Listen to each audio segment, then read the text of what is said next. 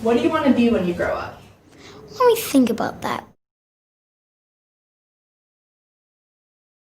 Hello everyone, we're really glad that you joined us today.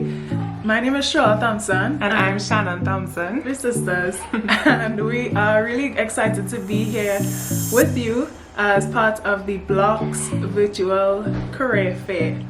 And we are both athletes. We will be sharing with you all a little bit about the career of being an athlete, and that's something that's really very uncommon in Trinidad and Tobago, but we hope that with the time that you all spend with us, we'll be able to share a little bit about what that looks like and even how our career paths would have differed.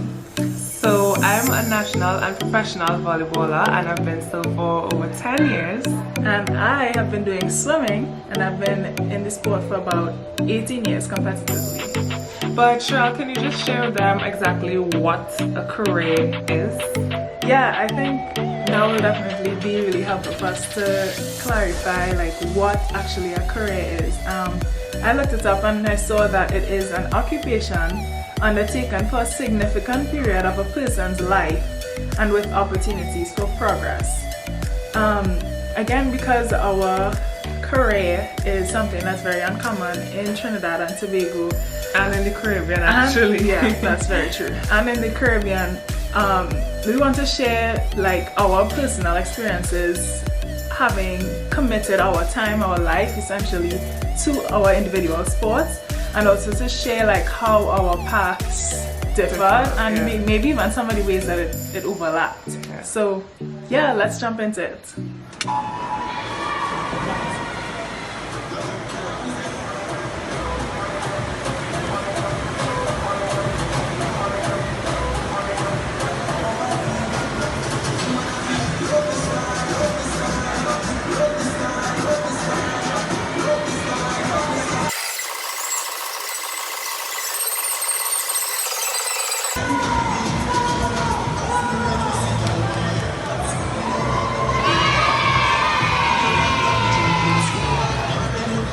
So, what motivated me to get into the sport of swimming? Well, I learned to swim when I was in kindergarten, and my parents encouraged me and my sisters to get into the sport for all of us to learn how to swim. And even though I played other sports, I enjoyed playing football, I participated in dance and gymnastics, a lot of volleyball, yes I did, but it was a really short time.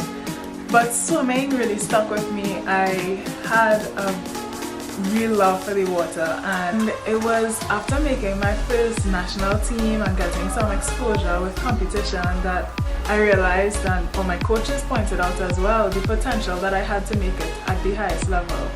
So that's when it started to click to me, maybe this is something that I could do. And I would have spent, like I said, over 18 years devoted to the sport and trying to perfect my craft of swimming and to achieve my dream of making it at the Olympic Games.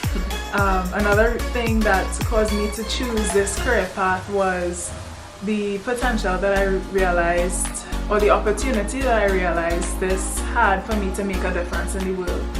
It was after I transitioned from representing at the national level to then going to college that I had the opportunity to volunteer and to serve as an athlete, as an ambassador, not just for my country but also for the university. And that was something that was really it was definitely a motivating factor, and it's something that allowed me to realize like I'm making a difference. This is something bigger than me just swimming laps in the pool. So it felt like purpose, yes. And then on my end, funny enough, I actually started off swimming with my sister. She tried to beat me. Okay. But then a family friend introduced us to volleyball, and I say us, I mean my sisters and I was the only one who really loved it at that time. As I say very often, it was love at first sight. And I developed a passion for this sport, and I knew very early on that this was what I was going to do for a long time. And then I made the national team, so that was also really inspiring to continue. And then my national team coach told us about the possibility of actually earning a living from this sport. So we were like, what? You mean somebody will be willing to pay us money to show up to practices and to compete in games? I'll sign up for that. And so it was at that point that I decided, okay, this is what I'm going to dedicate my life toward. Work really hard to achieve the goals that I set for myself, and that's what really made me want to do volleyball. And then I found not just a passion for the sport, but I found purpose in it when I realized that there were just so many different obstacles that I would have to overcome, and so many different things that I would encounter that would shape my character, help me to be just a holistic person. And then through my life and the different things that I would journey through, I could then inspire others to be resilient in every walk of their lives. So therein I found purpose and knew that this is definitely my calling. Yeah. So definitely for both of us, we realized that sports was something that was connected to our purpose. Yeah. And that's the way God created us, and we enjoy what we do. Definitely. So my career path started off in a competitive club. It was called Stingray at the time. Yeah. And then I represented my secondary school at secondary school meets, primary school as well.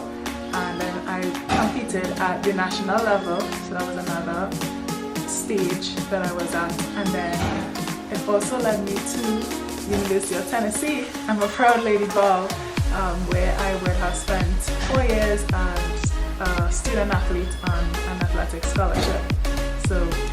So I started at a local volleyball club here in Trinidad, Starlings Volleyball, that's unfortunately no longer in existence. And then I moved on to the national team, and then I was able to gain exposure and play professionally in different parts of Europe, France, Poland, Russia, just many different countries. And that's what my career path would have looked like. But where was your recent? I was most recently in Germany. Yeah. And where I am at now is back competitively swimming and training again as an Olympic hopeful, preparing now for the 2021 Olympic Games. Now there are many mountaintop experiences for sport as a career, but along the way we would have realized that the journey wasn't going to be super easy, and that there are many challenges that we would have had to experience. Some of the cons are, well, our schedule is definitely not a regular schedule, especially when we were teenagers. Our schedule was very busy. We were either at practice and commute to practice, right, or in commute like back home from practice. So we're really busy with keeping track of assignments for school and missing out on friends, we missed out on a lot of social events. But yeah, the that was all part sacrifices, of it. yeah, definitely worth it. And then on my end, when I go to a new team, if every year or every other year, sometimes it's a challenge to integrate into society. When you have to learn a new language, you're getting used to new foods, experiencing new cultures, new laws. So just a lot of change that you have to be open-minded to, and that can sometimes be challenging. In addition, sometimes you're away from family for 8 to 10 months at a time, and it can be really challenging when you miss them a lot. For sure. Yeah. But on the flip side, there are many pros. You get to experience new cultures, you get to try new foods, you get to integrate. Travel the world. Yes, and integrate into a society very much unlike your own. So it's a whole new world that you get to experience. You get to meet new people. And new amazing people. So many friends I met at Tennessee. Okay, so you've heard the pros and cons, and you're probably wondering, okay girl, what do I need to have a career in sport? Well, this is where our career paths actually differ. So to be a professional athlete, the prerequisite is not necessarily a bachelor's degree or master's degree, but what you would need to master is having a strong mind, a strong will, and determination, apart from the actual skill set, and that is to play volleyball. Yeah. And I want to add in that you also need to master self-discipline. You want to get better at being resilient with the different experiences, challenges, roadblocks that will come in your way, and you also want to have a lot of determination as well. Yeah, so it's really important to get started, start developing experience in winning and losing and bouncing back, as well as being successful and failing. because you definitely want to have the experiences of failure and losing, because those are the opportunities that you really get to learn, and those are the opportunities that you grow from and become better. Yeah. So in addition to winning and all the great experiences of being successful along the way, don't underestimate or don't get down on yourself too much about the experiences when you lose, when you fail, or you see that you have failed, because those are the pivotal moments that will really make you a great athlete. So to get all of that experience, what you need to do is get started. Whether it's swimming or volleyball or any other sport, sport is a really fun career, very rewarding, and it allows you to grow as an individual and to be able to impact other people's lives in ways that nothing else can. So again, get started.